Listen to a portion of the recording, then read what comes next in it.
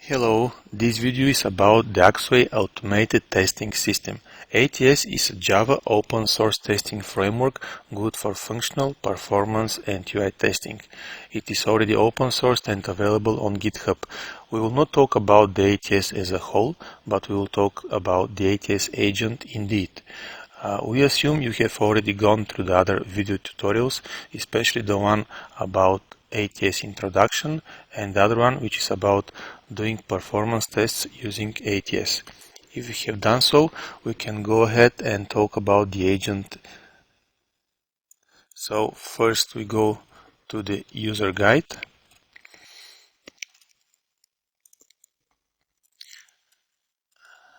And here is today's topic.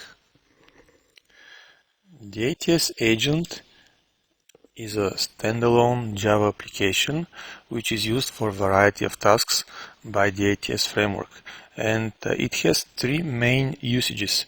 The first one is to be able to execute any kind of Java code on any host on the network. In such case, we simply call it the agent. It is also used for monitoring the state of the remote host, which means to see how much system resources are used over the course of test execution. In such case, we usually call it the monitoring service. And when we do performance tests, the actual load, the actual number of users doing the real job, all this happens on the agent. In such case, we call it usually the loader. This means a significant part of the ATS framework is done using the agent. And here is some examples.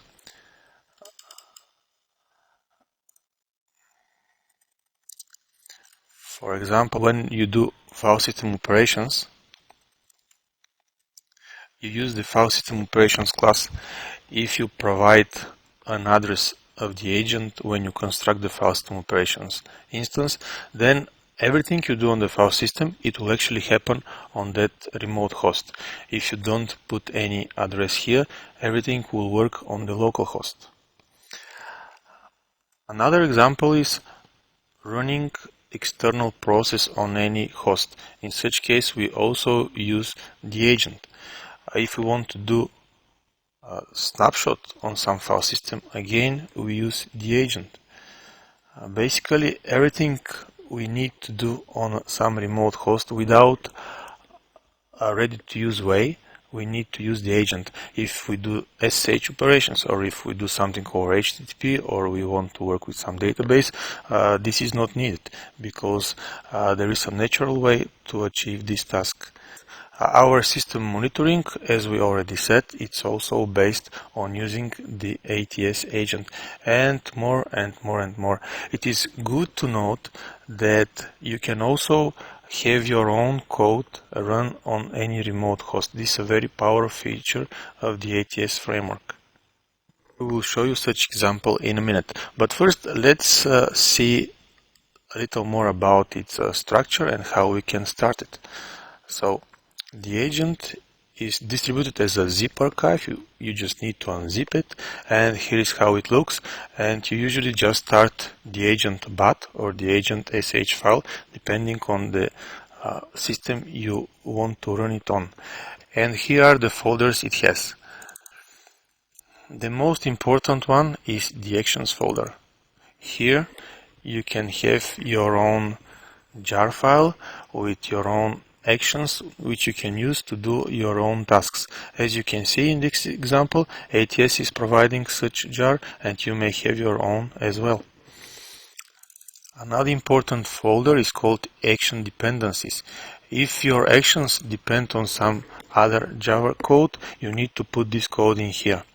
Our example, as you can see, this example comes from the performance testing video, needs a few jars, and we have listed them here. Container. Well, the agent works as a Jetty application, and here is the needed stuff. We have some Java libraries overwritten, and here is what we have. not important to you indeed. The web app, this is the actual web application, and there is a logs folder where you can have a look to see if everything goes as expected.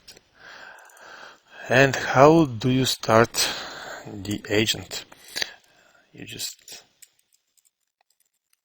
need to call start, and if you want, you can tell its log file. Now the agent is started and no errors are reported. How can you be sure if you can access it from any host on the network? The best way is to check if you can reach this web address.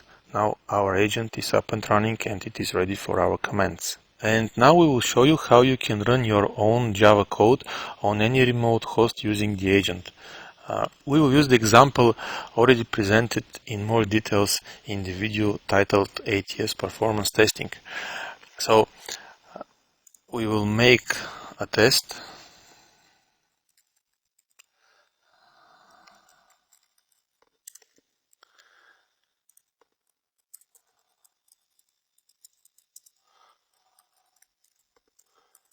Here is our test method. And we need to add a listener to get events from test.ng telling us a test is started, a test is ending.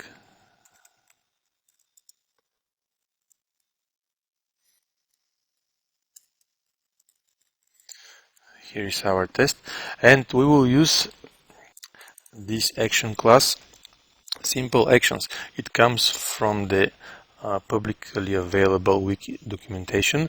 This is our action. It is just a method, a Java method annotated with the action annotation. It may accept some parameters, 0, 1 or many. It may return some result. The most important part to note is that ATS does not know anything about the body of this method. It can contain anything you wish. This allows you to achieve very useful functionality for your own needs. And how we use it? We make an instance of this class.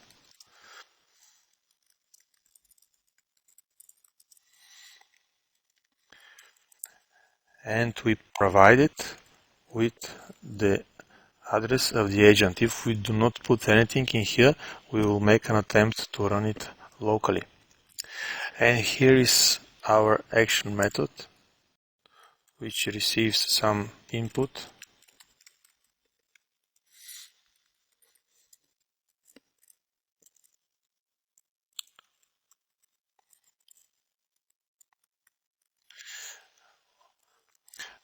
We can go ahead and give it a try now.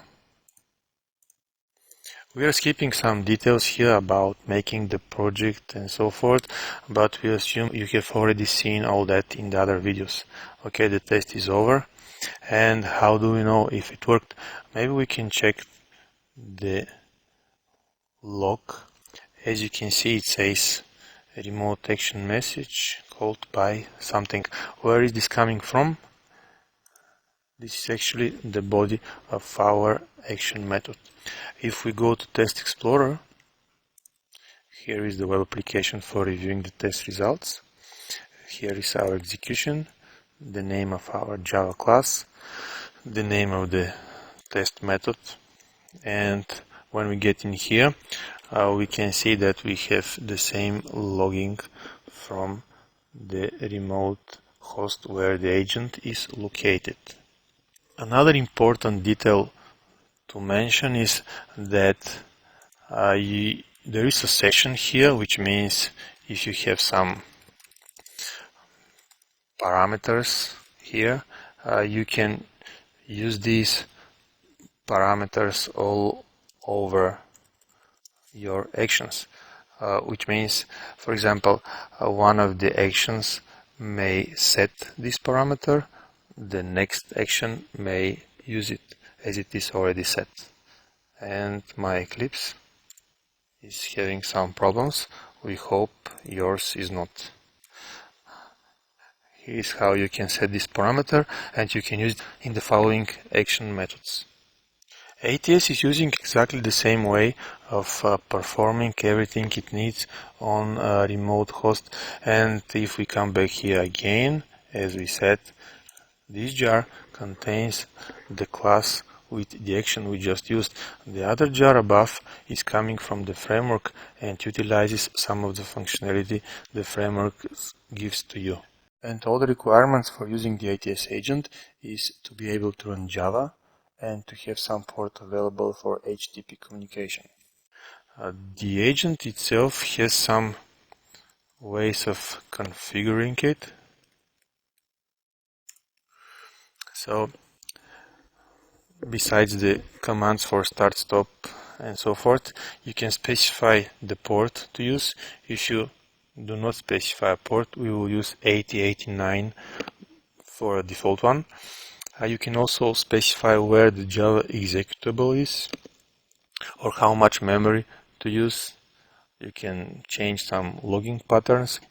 And let's see if we have something else on the user guide. The user guide is very short when it comes to the agent because, as you can see, it's kind of easy to use it. Yep, and yeah, you can also start it as a service if you need. This means the application is always available there at your service. You and your colleagues can use it for your testing needs whenever you need it, even simultaneously. This is for today. Thank you for joining and have a happy testing using the ATS agent. Bye bye.